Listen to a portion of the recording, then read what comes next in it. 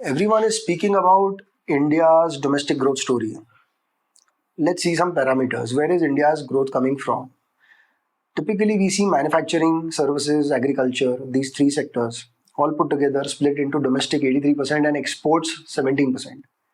Now, domestic consumption sensitivity to global macros is very less, as we have seen. There are wars going on, and still domestic consumption is wars going on globally, but domestic consumption of India is very good.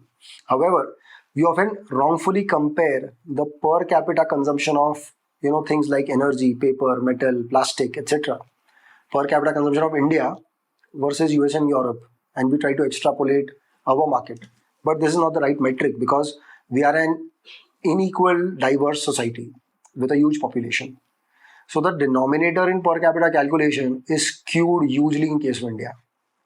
Broadly, India has got four segments: the rich, which is above 30 lakh income; middle class, which is about 5 to 30 lakh income; lower middle, which is 1 to 5 lakh income; and lower income, which is below 1 lakh per annum.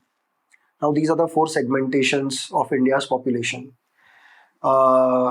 Any product will be suitable to one of these segments, not everyone. And the market for say a vehicle, real estate or luxury watches, travel and leisure is the middle class and the rich, which is the top two levels, and not the entire population of India.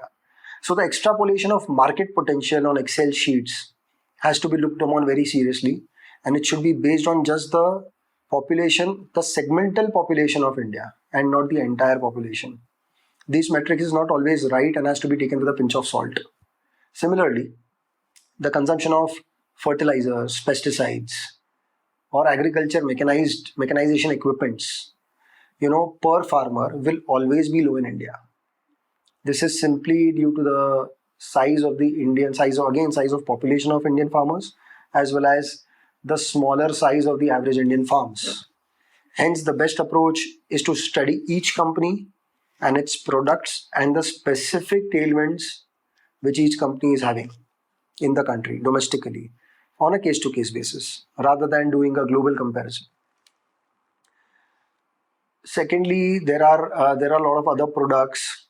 Our own market itself is huge, and the population of Indian segmental, what I was talking about, the middle and the rich class, is actually this segment is actually more than most of the countries of Asia and Europe. I will just share a few numbers to highlight or make you understand the potential of even the segmental population of India. Now let's look at again the rich, because the rich products for the rich segment, there are more numbers available.